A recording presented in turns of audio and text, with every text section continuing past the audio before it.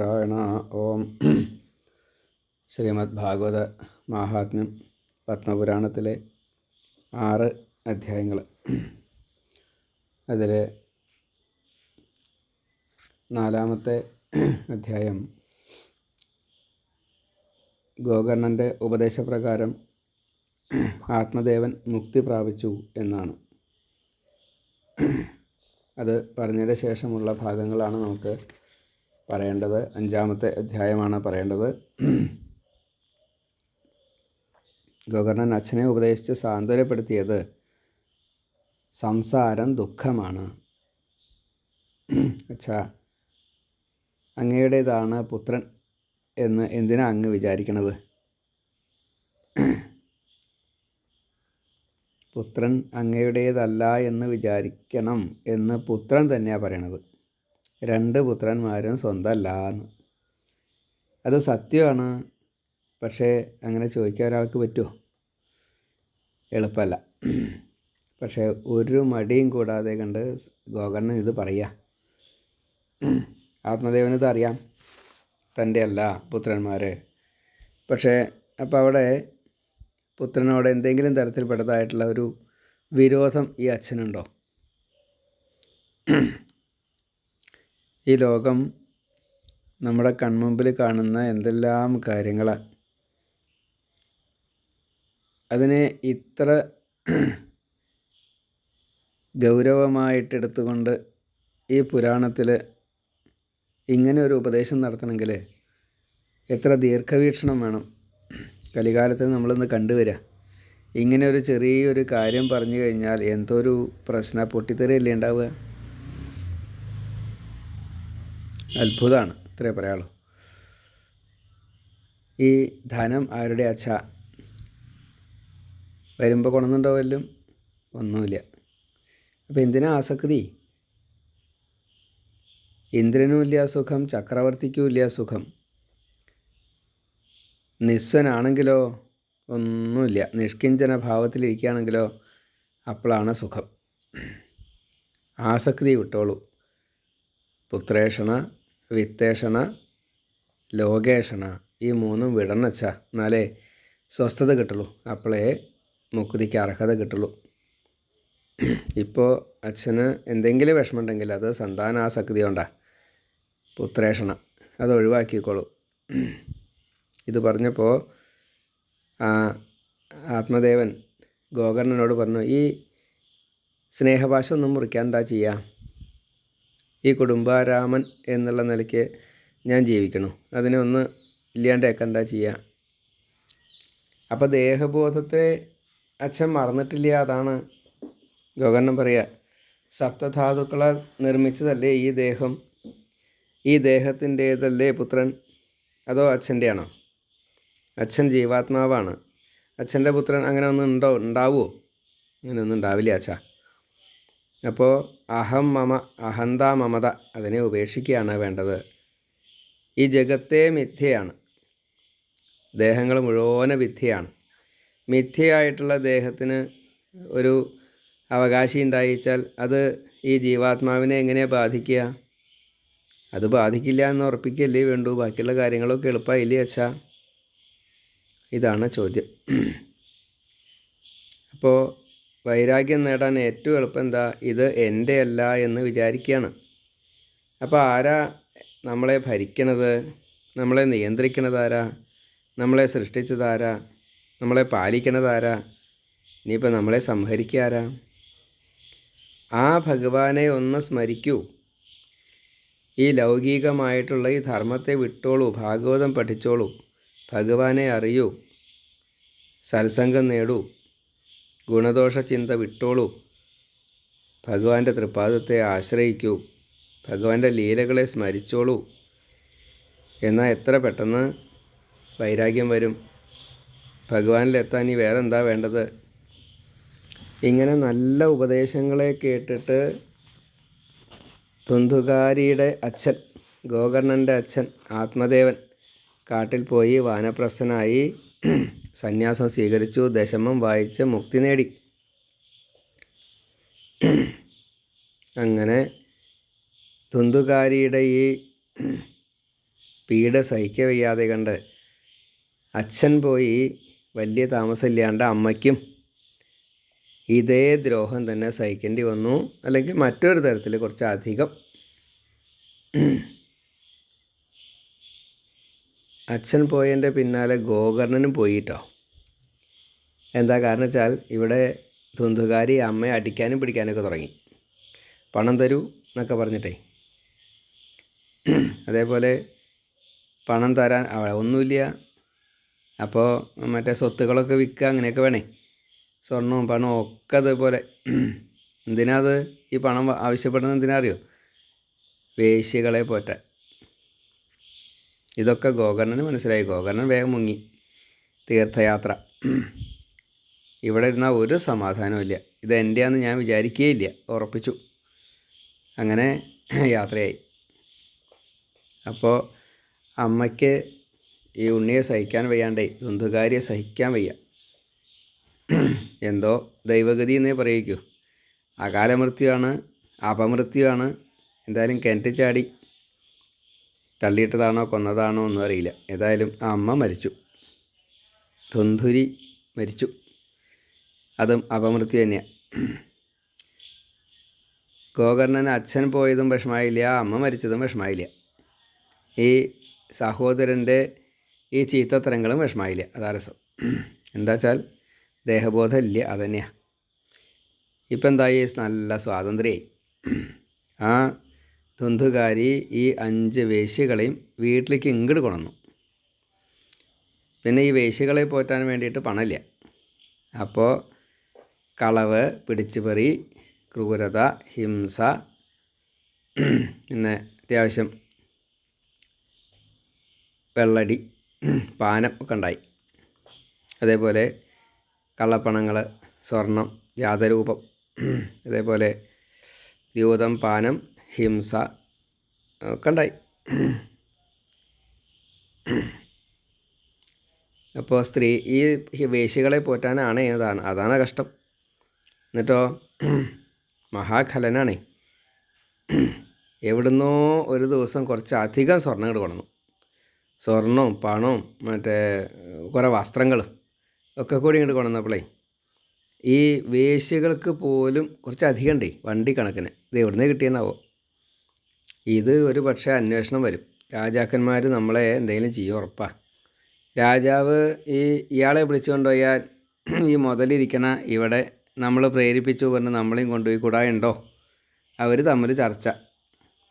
അത് ശരിയാട്ടോ, ചിലപ്പോൾ കുഴപ്പമാവും. നമുക്കും ഇയാൾ കുഴപ്പമുണ്ടാക്കും. ഇവർ രാത്രി തീരുമാനിച്ചു, ഗൂഢാലോചന, നമുക്ക് വധിക്കാം, എന്നിട്ട് നമുക്ക് ഈ സ്വർണ്ണമൊക്കെ എടുത്തിട്ട് പോവാം, അതാണ് നല്ലത്. അപ്പോൾ അവർ തീരുമാനം നടപ്പാക്കി. ഇയാൾ നല്ല ഉറക്കാം, വേണച്ചാൽ അധികം മദ്യം കൊടുത്തിട്ടുണ്ടാവും. ഉറങ്ങണ സമയത്ത് കഴുത്തിൽ കയറിട്ടു, അങ്ങടും ഇങ്ങടും വലിച്ചു, നല്ലോണം വലിച്ചു. കെട്ടിയിട്ടിട്ടാണ് വലിക്കണത്. കയ്യും കാലും ഒക്കെ കൂടി കെട്ടിയിട്ട് കഴുത്തിലിട്ട് ഇങ്ങനെ വലിക്കുക. അപ്പോൾ ചത്തിലി. അപ്പോൾ അടുപ്പിലെ കണൽ മുഖത്തങ്ങോട്ട് ഇട്ടു തന്നെ. വായയിലും മൂക്കിലും മുഖം മുഴുവനെ ഒരു നമ്മൾ ഈ പൂമൂടലൊക്കെ ചെയ്യില്ലേ, ഇതിപ്പോൾ കിടന്നിട്ടാ. അപ്പോൾ വളരെ എളുപ്പമായി. പൂവിന് പകരം കനലാണെന്ന് മാത്രമേ ഉള്ളൂ. ആ തല മാത്രം അങ്ങോട്ട് മൂടി കനലുകൊണ്ട്. വായയിലും മൂക്കിലും ഒക്കെ കനൽ. പെടഞ്ഞിട്ടാണ് മരിച്ചതേ. ദുർമൃതി എന്നൊന്നും പറഞ്ഞാൽ പോരാ. ആ അപമൃത്യു കാരണം കൊണ്ട് മഹാപ്രേതമായിട്ട് മാറിയെന്ന. ആ ശവശരീരം ഒരു പൊട്ടക്കിണറ്റിലിട്ടിട്ട്, നീ അമ്മ ചാടിയ കിണറിനെയാണോ എന്ന് വെച്ചാൽ ഏതായാലും ആ കിണറ് മൂടി. ഇതാരും അറിഞ്ഞില്ല. ഇയാൾ പോയിട്ട് കുറച്ച് ദിവസമായിരുന്നു. ഭർത്താവ് വന്നിട്ടില്ല. വന്നതാരും അറിഞ്ഞിട്ടില്ല, രാത്രിയാണ് വന്നത്. അപ്പോൾ കൊന്ന് കുഴിച്ചു മൂടി. ഇവർ ഈ പണ്ടവും എന്തൊക്കെയാണെന്ന് വെച്ചാൽ പണവും പണ്ടവും ഒക്കെ കൊണ്ടുപോയി. നാട്ടുകാരോട് പറയുകയും ചെയ്തു. ഭർത്താവിന് 1 കൊല്ലം കഴിഞ്ഞിട്ട് എത്രയേ വരൂ. അപ്പോൾ അതുവരെ ഇപ്പം ഞങ്ങൾ ഈ ഒറ്റയ്ക്ക് ഇവിടെ നിന്നിട്ട് എന്ത് ചെയ്യാനാ, ഊണയിക്കാനും കൂടി ഇല്ല, ഞങ്ങൾ പോവുക എന്ന് പറഞ്ഞപ്പോൾ എന്തായി, നാട്ടുകാരൊക്കെ വിശ്വസിച്ചു. ഇവരും പോയി. മഹാപ്രേതമായിട്ട് ഈ ധുന്ധുകാരി അവിടെ ഇങ്ങനെ എല്ലാവരെയും ഉപദ്രവിച്ചുകൊണ്ട് എല്ലാ അർത്ഥത്തിലും എല്ലാവരും ദുഃഖിപ്പിച്ചു എന്നാ. മഹാപ്രേതം, വാത്യാരൂപധരൻ, പേടിപ്പിക്കുക, എന്തൊക്കെയാണ് ചെയ്യണമെന്ന് വെച്ചാൽ ഇപ്പോൾ ഗോകർണൻ ഈ മരണങ്ങളൊക്കെ അറിഞ്ഞു. അപ്പോൾ അവർക്കൊക്കെ വേണ്ടിയിട്ട് ഗയാശ്രാദ്ധം തൊട്ടുള്ള എല്ലാ ദിക്കിലും ശ്രാദ്ധം വയ്ക്കും. പിണ്ടോ ശ്രാദ്ധം എന്തൊക്കെയാണ് വേണ്ട വെച്ചാൽ ഉദകക്രിയകളൊക്കെ ചെയ്യും. ഔർധ്വദൈഹിക കർമ്മങ്ങൾ എന്നതിന് പറയാം. അതൊക്കെ ചെയ്യും. ഒക്കെ ചെയ്തു. എന്നിട്ടൊന്നും ഒരു സമാധാനവും കിട്ടിയില്ല. അങ്ങനെ അലക്ഷ്യസഞ്ചാരനായിട്ടാണ് ഗോകർണൻ നടക്കുക. അങ്ങനെ നടക്കുന്നതിൻ്റെ കൂട്ടത്തിൽ ഇവിടെ എത്തി. ഈ സ്വന്തം വീട്ടിൽ വീണ്ടും എത്തി. അപ്പോൾ നോക്കുമ്പോൾ അവിടെ ഈ രാത്രി ആരുമില്ലല്ലോ. മുറ്റത്ത് കിടന്നു എന്നാ. വീടൊക്കെ പൂട്ടി കിടക്കൊക്കെ നശിച്ചു പോയില്ലേ. മുറ്റത്ത് കിടന്നു, മണ്ണിലാണ് പതിവ്. അവിടെയും അങ്ങനെ തന്നെ കിടന്നു, അത്രയേ ഉള്ളൂ. നോക്കുമ്പോൾ രാത്രി പ്രേതം വന്നു. അനുജനെ പേടിപ്പെടുത്തി. ആട്, ആന, പോത്ത്, തീയ്, ഇന്ദ്രൻ, ദേവകൾ, ഒന്നും പറയണ്ട എന്തൊക്കെ രൂപത്തിലാണ് വന്നതെന്ന് വെച്ചാൽ. ഗോകർണന് നല്ല ധൈര്യമാണ്, ഒരു പ്രശ്നമില്ല. കാരണം ഇയാൾ കൂട്ടിയ ഒന്നും ഗോകർണനെ ഒന്നും ചെയ്യാൻ പറ്റില്ല. അപ്പോൾ ചോദിച്ചു, നീ ആരുടെ പ്രേത, എന്താ ശരീരം കിട്ടാണ്ട് എങ്ങനെ നടക്കണ? അപ്പോൾ ഒന്നും മിണ്ടാന്ന് നിർത്തിയില്ല, ശക്തിയില്ല. അപ്പോൾ ഗോകർണൻ തൻ്റെ കമണ്ടലൂരിലെ വെള്ളം ജപിച്ചിട്ട് ഒന്ന് തളിച്ചപ്പോൾ മിണ്ടാറായി. ഒന്നും മിണ്ടാണ്ട് നിൽക്കാൻ കഴിയുന്ന ആൾക്ക് ഈ കമണ്ടലൂരിലെ വെള്ളം തളിച്ചപ്പോൾ മിണ്ടാൻ പറ്റി. ഇപ്പോൾ പ്രേതം പറയാൻ തുടങ്ങി, ഞാൻ തുന്തുകാരിയാണ്, നിൻ്റെ സഹോദരനാണ്, എന്നെ രക്ഷിക്കണം. സ്വന്തം കർമ്മം കൊണ്ട് ഞാൻ ഇപ്പോൾ മഹാപ്രേതമായിട്ട് മാറി. ബ്രാഹ്മണ്യം നഷ്ടമായി. ഈ വേശ്യകളെ സംരക്ഷിക്കാൻ വേണ്ടിയിട്ട് എന്തൊക്കെ തെറ്റാ ചെയ്ത്, ദ്യോതം, പാനം, സ്ത്രീയ, സോനം, ജാതരൂപം എല്ലാം ചെയ്തു. എനിക്കിപ്പോൾ ദേഹമില്ല, വായു ഭക്ഷിച്ച് ജീവിക്കുകയാണ്. കൃപ കാണിക്കണം, എന്നെ രക്ഷിക്കണം. ഇപ്പോൾ ഗോകർണൻ പറഞ്ഞു, ഞാൻ നിനക്ക് വേണ്ടിയിട്ട് ഗയാശ്രാദ്ധമൊക്കെ കൂട്ടിയിട്ടുണ്ടല്ലോ. ഇതുകൊണ്ട് മുക്തിയില്ല വെച്ചാൽ പിന്നെ എങ്ങനെയാണ് മുക്തി കിട്ടുക? അതാ സാധ്യമാണ്. ഇപ്പോൾ പ്രേതം പറഞ്ഞു, ഗയാശ്രാദ്ധം ഓർണം വെച്ചിട്ടും കാര്യമില്ല, വേറെ എന്തെങ്കിലും വഴി കാണണം. എനിക്ക് വേറെ വഴിയൊന്നും കാണാൻ അറിയില്ല എന്ന് പറഞ്ഞു. അല്ലാതെ പറ്റില്ല, അങ്ങ് കണ്ടേ പറ്റൂ. എൻ്റെ സഹോദരനല്ലേ, രക്ഷിക്കൂ. കാലു പിടിച്ചു. അപ്പോൾ ആലോചിച്ച് ചെയ്യാം എന്ന് പറഞ്ഞു. നിഷേധിച്ചൊന്നുമില്ല. കാരണം അങ്ങനെയാണ് മഹാത്മാക്കൾ, അങ്ങനെയാണ്. ലോകഹിതാർത്ഥേ ചെയ്യുള്ളൂ. നല്ലോണം ഭഗവാനെ സ്മരിച്ചും കൊണ്ട് അന്ന് അങ്ങനെ കഴിഞ്ഞു. പിറ്റേ ദിവസം ഗോകർണം വന്നിട്ടുണ്ടെന്ന് പറഞ്ഞാൽ നാട്ടുകാരെല്ലാവരും കൂടിയിട്ട് അവിടെ എത്തി. ഇപ്പോൾ ബ്രാഹ്മണരുണ്ട്, പണ്ഡിതന്മാരുണ്ട്, ഭക്തന്മാരുണ്ട്. എല്ലാവരോടും ചോദിച്ചു, ഇങ്ങനെ ഒരു അവസ്ഥ ഉണ്ട്, നിങ്ങൾക്കൊക്കെ അറിയില്ലേ? മോചിപ്പിക്കാൻ എന്താ ചെയ്യാൻ? ഞങ്ങൾക്കൊന്നും അറിയില്ല, ആർക്കും ഒന്നും അറിയില്ല. പണ്ഡിതന്മാരൊക്കെ ഉണ്ട്, അവർക്കൊന്നും അറിയില്ല. ഗോകർണനെ അറിയില്ല വെച്ചാൽ അവർക്കൊക്കെ അറിയാൻ പറ്റുമോ? അപ്പോൾ സൂര്യനോട് ചോദിച്ചു. നമുക്ക് സൂര്യനെ ചോദിക്കാം. ഗായത്രി ചൊല്ലി രാവിലെ സൂര്യനെ നോക്കി ചോദിച്ചു, എന്താ അതിനൊരു പരിഹാരം ചോദിച്ചു. സൂര്യൻ്റെ ഗതി അങ്ങോട്ട് എന്നിട്ടാണ്. അപ്പോൾ സൂര്യൻ പറഞ്ഞു, സപ്താഹം വാചനം ഗുരു, ഭാഗവത സപ്താഹം നടത്തിക്കോളൂ, എന്നാൽ മുക്തി കിട്ടും എന്ന് പറഞ്ഞു. ഇപ്പോൾ സൂര്യൻ്റെ ആ വാക്ക് കേട്ട് എല്ലാവർക്കും സന്തോഷമായി. എത്ര കഷ്ടപ്പെട്ടായാലും വേണ്ടില്ല, ഭാഗവത യജ്ഞം നടത്തും എന്നുറപ്പായി. സംഘമായിട്ട് ജനം ഇതൊക്കെ കേട്ടതോട് കൂടിയിട്ട് അവിടെ എത്തിയെന്ന. ഗോകർണൻ വായന തുടങ്ങി, എന്നുള്ള ഒരുക്കങ്ങൾ. പിന്നൊക്കെ വേഗം കഴിഞ്ഞു. അതൊന്നും ഒരു പ്രയാസം ഉണ്ടായില്ല അവിടെ.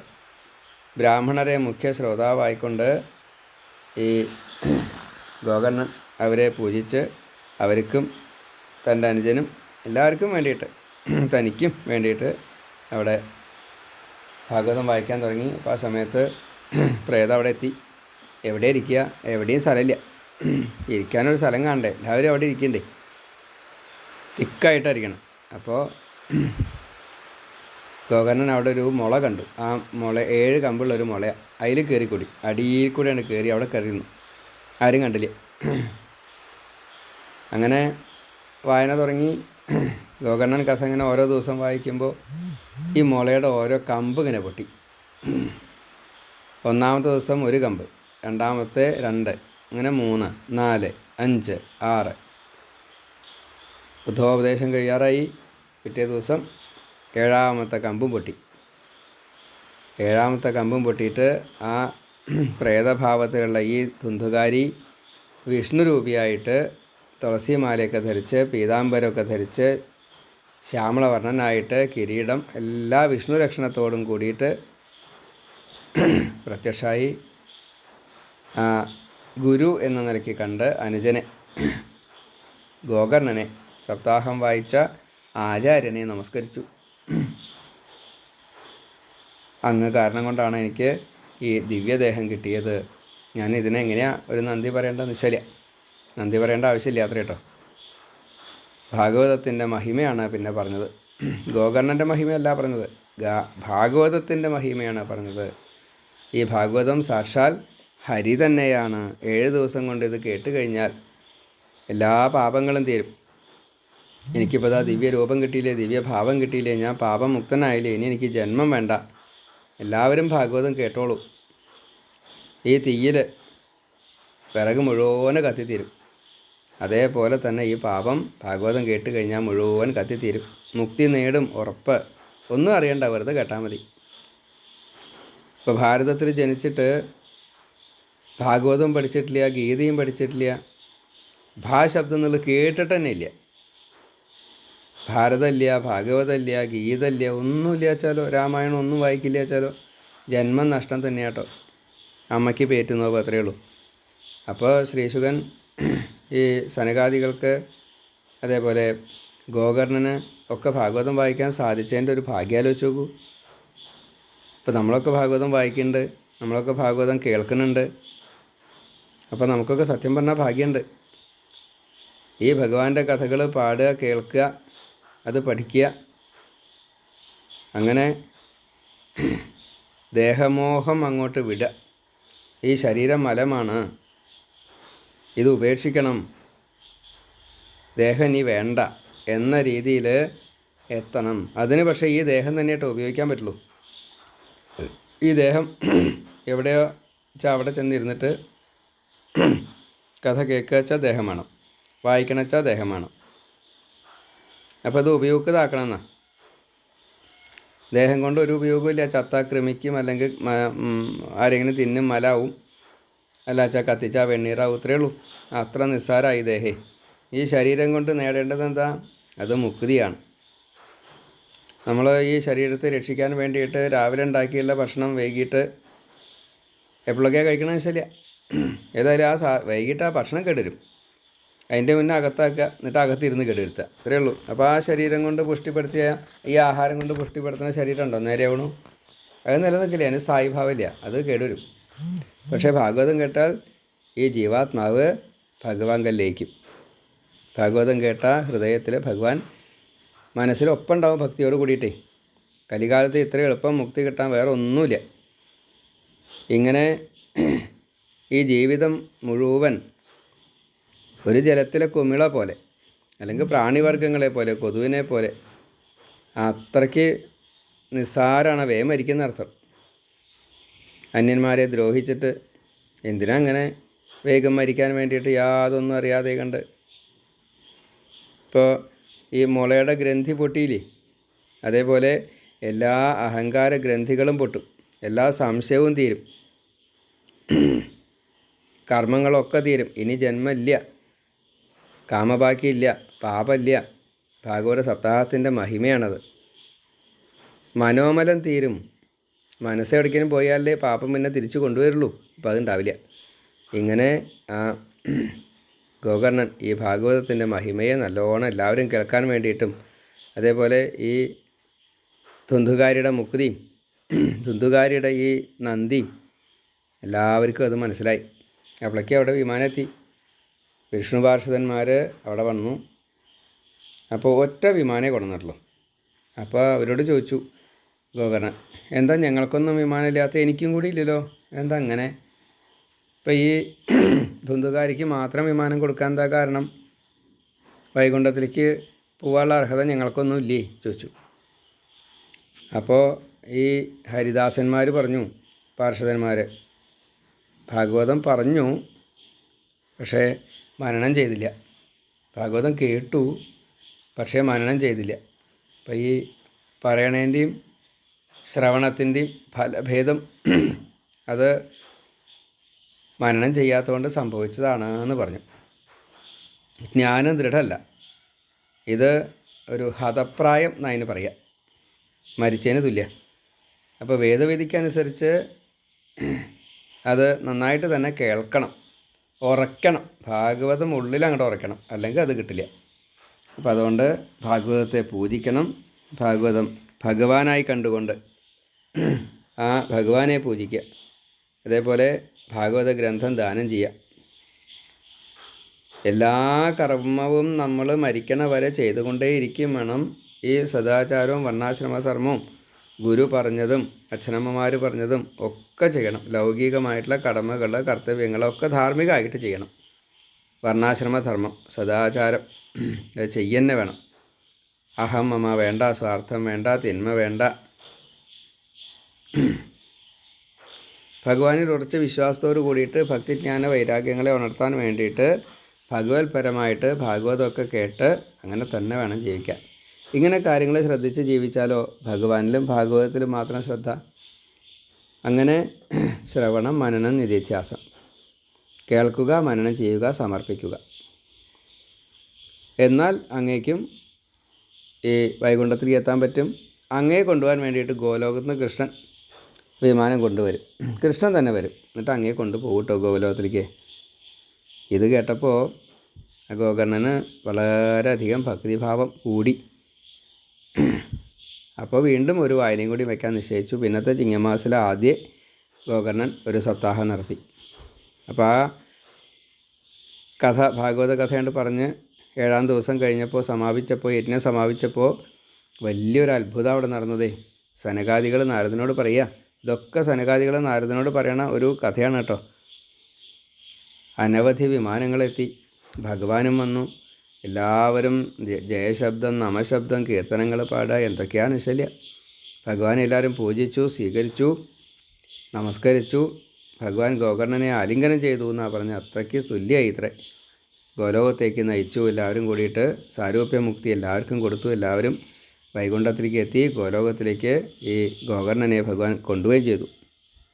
അപ്പോൾ അവിടെ ഉണ്ടായിരുന്ന പ്രാണിവർഗ്ഗങ്ങൾ, നായ തൊട്ടുള്ള ചണ്ടാളൻ, സസ്യലതാദികൾ, പക്ഷിമൃഗാദികളൊക്കെ മുക്തി നേടി എന്നാണ്.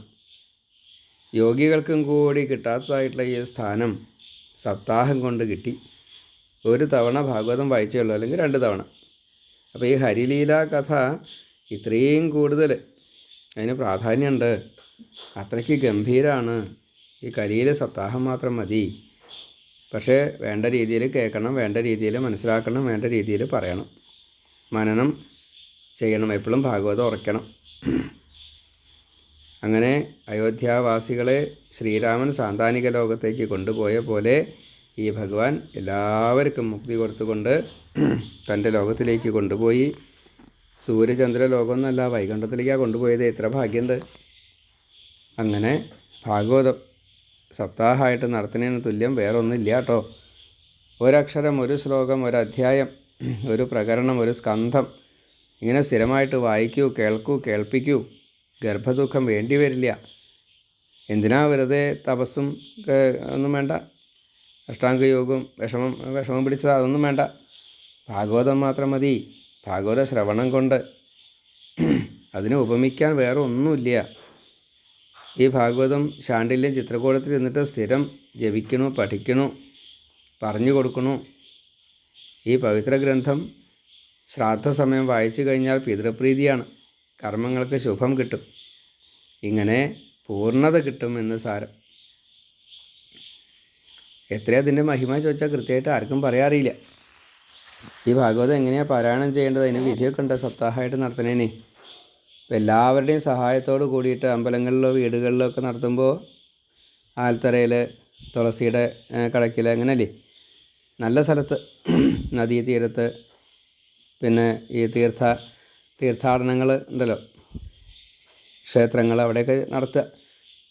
അപ്പോൾ ധനം, തനു, മനസ്സ് ഇത് മൂന്നും ഒരേപോലെ സംഗമിക്കണം, സഹകരണം വേണം. അങ്ങനെ മുഹൂർത്തമൊക്കെ നോക്കിയിട്ട് കല്യാണം എങ്ങനെയാണ് നടത്തുക വെച്ചാൽ അതേപോലെ മുഹൂർത്തമൊക്കെ നോക്കിയിട്ട് ഒരു പിശുക്കും പാടില്ല, മംഗളമായിട്ട് നടത്തണം. ഒരാക്ഷേപവും പാടില്ല ആർക്കും. പുത്രി പുത്ര വിവാഹം സമം അങ്ങനെയാണ് നടത്തേണ്ടത്. അഭ്യുദയം കിട്ടും, നിശ്രേയസം കിട്ടും. ലക്ഷ്യം ശുശ്രൂഷ, ക്ഷണക്കത്ത്, ഇരിപ്പിടം, ഗൃഹം, ഭക്ഷണം, ശ്രോതാക്കൾക്ക് എല്ലാ സുഖവും കിട്ടണം. മനസ്സും ദേഹവും സ്വസ്ഥമായിട്ട് അതിനുള്ള ഭക്ഷണമേ കഴിക്കാവൂ. താമസ സൗകര്യമൊക്കെ നന്നായിട്ട് തന്നെ വേണം. എല്ലാവരുടെയും പങ്കാളിത്തം വേണം. മുഴുവൻ കേൾക്കാൻ പറ്റിയില്ല വെച്ചാൽ പറ്റണ പോലെയൊക്കെ കേൾക്കുക. നാമം ജപിക്കുക, കീർത്തനം പാടുക, ഒരു ഉത്സവം പോലെ നല്ലോണം ആഘോഷമായിട്ട് ചെയ്യണമെന്നാണ്. വിഷ്ണു ദീക്ഷിതരാവണം എല്ലാവരും.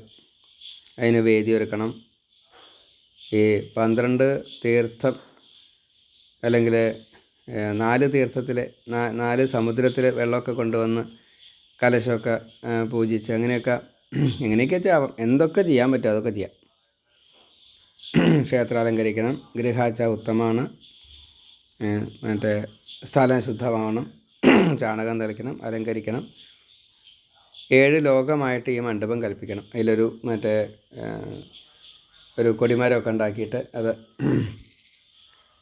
അങ്ങനെ മണ്ഡപമൊക്കെ നന്നായിട്ട് അലങ്കരിച്ചതിന് ശേഷം ഒരു 7 തട്ടുള്ള ഗോപുരം പോലെയൊക്കെ ഒന്നിങ്ങനെ കണക്കാക്കി, അതേപോലെ ആചാര്യൻ വടക്കോട്ട് തിരിഞ്ഞിരിക്കുക, അപ്പോൾ ശ്രോതാക്കൾ കിഴക്കോട്ട് തിരിഞ്ഞിരിക്കുക. ആചാര്യൻ കിഴക്കോട്ട് തിരിഞ്ഞിരിക്കുക, അപ്പോൾ ശ്രോതാക്കൾ വടക്കോട്ട് തിരിഞ്ഞിരിക്കുക. ഇങ്ങനെയൊക്കെയാണ് വേണ്ടത്. ഇങ്ങനെ അത്യുത്തമമായിട്ട് ഭാഗവതത്തെ കേൾക്കാൻ വേണ്ടിയിട്ടും പറയാൻ വേണ്ടിയിട്ടും വന്നവരാവണം. അല്ലാണ്ട് അതിൻ്റെ ഇടയ്ക്ക് ചേരിതിരിവ് എന്തൊന്നും പാടില്ല. അതുപോലെ മുഖ്യ ശ്രോതാവ് വേണം, മുഖ്യ വക്താവ് വേണം, പിന്നെ തെറ്റ് തിരുത്താൻ വേണ്ടിയിട്ടൊരു പണ്ഡിതൻ വേണം, നടത്തിപ്പ് കമ്മിറ്റിയൊക്കെ വേണം, സേവകന്മാരെ വളണ്ടിയേഴ്സായിട്ട് വേണം. ഒരാഴ്ച മറ്റുള്ള കാര്യങ്ങളൊക്കെ ഒഴിവാക്കണം. സന്ധ്യാവന്ദനാദികൾ കൂടി കുറച്ചേ ചെയ്യാവുന്ന, ചുരുക്കി ചെയ്യണമെന്ന. പകൽ മുഴുവനെ കഥ കേൾക്കണം. സപ്ത അഹം എന്നാണ്, 7 പകൽ അതാണ്. പിന്നെ ഗണപതി ഹോമം തുടങ്ങിയുള്ള കാര്യങ്ങൾ, ആദിത്യം, അംബികാ, വിഷ്ണു, ഗണനാഥ, മഹേശ്വരം. അപ്പോൾ അതിൽ എല്ലാ ദേവീദേവന്മാരെയും ഒക്കെ അഭിഷേകമോ നേദ്യമോ എന്തൊക്കെയാച്ചൊക്കെ കൊടുത്ത്, അതുപോലെ പിതൃക്കൾക്ക് ശ്രാദ്ധം തുടങ്ങിയുള്ള കാര്യങ്ങളൊക്കെ ചെയ്ത് അങ്ങനെയൊക്കെ വേണം.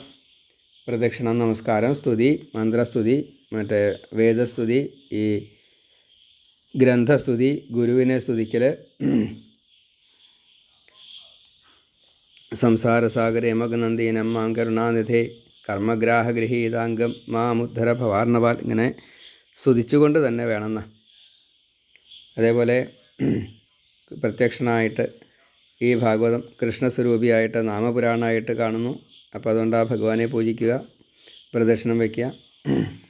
അതേപോലെ ഒപ്പം ഒരു 5 ബ്രാഹ്മണരെ പൂജിക്കുക, അവർക്ക് ദാനാദികൾ ചെയ്യുക, ആചാര്യന് എന്തൊക്കെയാണ് കൊടുക്കേണ്ടത് വെച്ചാൽ കൊടുക്കുക. അതേപോലെ ഈ ഭക്തന്മാരെ, പിന്നെ സ്തുതിക്കുന്നവരെ, പാട്ടുകാരെ, നാമജപക്കാരെ അവരൊക്കെ സഹായിക്കുക. ലോകചിന്ത വിട്ടിട്ട് എല്ലാവരും പങ്കാളികളാവുക. പകല് മുഴുവൻ സമയവും, ഉച്ചയ്ക്ക് 2 മണിക്കൂർ ഉണയിക്കാൻ നിർത്തിയിട്ട് ബാക്കിയുള്ള മുഴുവൻ സമയം. അതുപോലെ ലഘുവാഹാരേ കഴിക്കാൻ പാടുള്ളൂ. മിതാഹാരം ശുദ്ധമായിട്ട്, ഉപവാസം വേണമെന്നില്ല. ഫലാഹാരം രാത്രി പാല് മാത്രം കഴിച്ച് അങ്ങനെയല്ലേ. പിന്നെ വിഷ്ണു ദീക്ഷിതരായിട്ട് ഈ ജോലികളൊക്കെ സേവനമായിട്ട് ബ്രഹ്മചര്യ നിഷ്ഠയോട് കൂടിയിട്ട് ഇലയിലൂണ് അങ്ങനെയല്ലേ. കാമക്രോധാദികളൊന്നും വരാത്ത ഭക്ഷണമൊക്കെ കഴിച്ച് വേദജ്ഞന്മാർ, അതുപോലെ ഗുരുക്കന്മാർ, ബ്രാഹ്മണർ, ദീനരക്ഷകന്മാരായിട്ട്, പിന്നെ സ്ത്രീജിതനായിട്ട്, സത്യശൗചാദി പാലകരായിട്ട് എല്ലാവർക്കും എന്നും ഉപകാരം മാത്രം ചെയ്യുക. അതുപോലെ ഈ കഥ എല്ലാവർക്കും കേൾക്കാം. അത് ആഗ്രഹമുള്ളവർക്ക് ഈ ആഗ്രഹം നടത്തി തരണേന്ന് പ്രാർത്ഥിച്ചുകൊണ്ട് കേൾക്കാം. ദുഃഖവും ദാരിദ്ര്യവും പാപവും ഒക്കെ തീരും, സന്താനം കിട്ടും, കല്യാണം നടക്കും, വീട് വയ്ക്കാൻ പറ്റും, ജോലി കിട്ടും, വരുമാനം ഉണ്ടാവും, വൈരാഗിയാണെന്ന് വെച്ചാൽ മുക്തിയും കിട്ടും. അതേപോലെ ഈ വല്ലാണ്ട് ശുദ്ധമായിട്ടെല്ലാം ചെയ്യുക. അതിന് ശേഷം അലങ്കാരാദികൾക്ക് കേടുവെന്ന് വെച്ചാൽ വീണ്ടും അത് രണ്ടാമത് അലങ്കരിക്കുക, അങ്ങനെയൊക്കെ വേണം. പിന്നെ ഭാഗവതം വായിച്ചു കഴിഞ്ഞാൽ ഗീതാവാച്യ പരേഹനി, മുഴുവൻ ഭാഗവതം വായിച്ചു കഴിഞ്ഞാൽ പിന്നെ ഗീത ഒന്ന് വായിക്കണം എന്നാ. പിന്നെ പായസഹോമം തൊട്ടുള്ള കർമ്മങ്ങളൊക്കെ ചെയ്യാം. ഗായത്രി കൊണ്ട് ഹോമാവാം. പിന്നെ ദാനങ്ങൾ ധാരാളമാവാം. ബ്രഹ്മചാരി അച്ഛനമ്മമാർ, ഗുരുക്കന്മാർ, അതുപോലെ പശുദാനം, പിന്നെ നവഗ്രഹ പൂജ, വിളക്ക് പൂജകൾ ധാരാളം, വിദ്യാഗോപാല മന്ത്രം അങ്ങനെയൊക്കെ അല്ലേ. സഹസ്രനാമം ജപിക്കണം. കാല് കഴിച്ചുവിട്ട് ദ്വാദശനാമ കാല് കഴിച്ചുവിട്ട് പൂജ അങ്ങനെയൊക്കെ ചെയ്യാം. പശു, ഭൂമി, സ്വർണം, കന്യകാ ഗ്രന്ഥം, സാളഗ്രാമം ഇതൊക്കെ ദാനം ചെയ്യാം. സനകാദികൾ ഇതിൻ്റെ നിയമങ്ങളെങ്ങനെ പറയുക, ഭുക്തിയും കിട്ടും മുക്തിയും കിട്ടും ഇങ്ങനെ നടത്തിയാലേ. സൂതൻ പറഞ്ഞു, ഇങ്ങനെ 7 ദിവസം കൊണ്ട് ഈ സനകാദി മഹർഷിമാർ നാരദന് ഭാഗവതം നന്നായിട്ട് കേൾപ്പിച്ചു. ആർക്ക് വേണ്ടിയിട്ടാണ്? ഭക്തിജ്ഞാന വൈരാഗ്യങ്ങൾക്ക് ഓജസ്സും തേജസ്സും യൗവനമൊക്കെ കിട്ടാൻ വേണ്ടിയിട്ട്. ഇതിൻ്റെ ഫലം ആർക്കാ കിട്ടി? എല്ലാവർക്കും കിട്ടി, നമുക്കും കിട്ടി. ശ്രോതാക്കൾക്ക് ഇത് മുഴുവനും കിട്ടിയതാണ്. നാരദൻ്റെ ഈ ലക്ഷ്യം പൂർത്തീകരിച്ചു. നാരദൻ പറഞ്ഞു സനകാദി മഹർഷിമാർക്ക് നമസ്കാരം പറഞ്ഞുകൊണ്ട്, ഇപ്പോൾ നമ്മൾ ധന്യരായിട്ടോ, വിഷ്ണുവിൻ്റെ പ്രീതി കിട്ടിയിരിക്കുന്നു. ഓം നമോ ഭഗവതേ വാസുദേവായ. എല്ലാവരും ഭഗവാനെ തന്നെ സ്മരിച്ചു. ഇങ്ങനെ നന്നായിട്ട് തന്നെ ഭാഗവതം സമർപ്പിച്ച് കഴിഞ്ഞപ്പോൾ ശ്രീശുക ബ്രഹ്മർഷി അവിടെ എത്തുക. ഭഗവാൻ വരണ്ടേ. അപ്പോൾ ഭഗവാൻ ഇങ്ങോട്ട് വരണതിൻ്റെ മുന്നേ ആയിട്ട് ഭക്തനായിട്ടുള്ള ശ്രീശുക ബ്രഹ്മർഷി പെട്ടെന്ന് അവിടെ എത്തി. 16 വയസ്സ്, നഗ്നനാണ്. ഭാഗവതം ആദ്യം പറഞ്ഞ ആളാണ്. ഭാഗവതം സദാ പാടിക്കൊണ്ടിരിക്കും. എല്ലാവരും എഴുന്നേറ്റു, പൂജിച്ചു.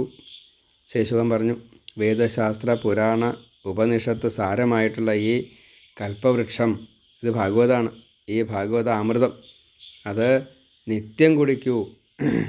സദാസേവ്യ സദാസേവ്യ പിബത ഭാഗവതം രസമാലയം മുഹുരഹോ ഭുവി അപ്പോൾ എന്തിനു വേണ്ടിയിട്ടാണ്? ഭക്തന്മാരോട് ഈ ഭൂമിയിൽ വെച്ച് ഭാഗവതത്തെ സ്ഥിരമായിട്ട് പറയൂ, പാടൂ, പഠിക്കൂ,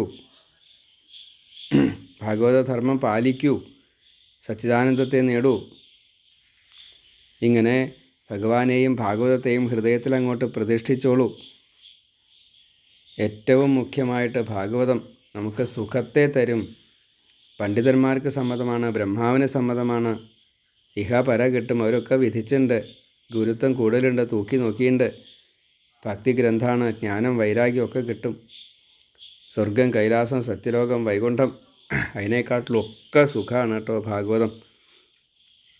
ഇങ്ങനെ ശ്രീശുഖ ബ്രഹ്മർഷി ഭാഗവതത്തെ പറ്റിയും ഭഗവാനെ പറ്റി ഇങ്ങനെ പറയുക.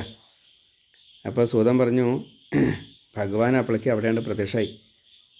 വ്യാസൻ, പ്രഹ്ലാദൻ, അർജുനൻ, ഉദ്ധവൻ, എല്ലാ പാർഷദരും അതേപോലെ വന്നവരെ മുഴുവൻ ഈ നാരദനും സനകാദി മഹർഷിമാരൊക്കെ നന്നായിട്ട് പൂജിച്ചു. എല്ലാവരും ഭഗവാനെ സ്തുതിച്ചു.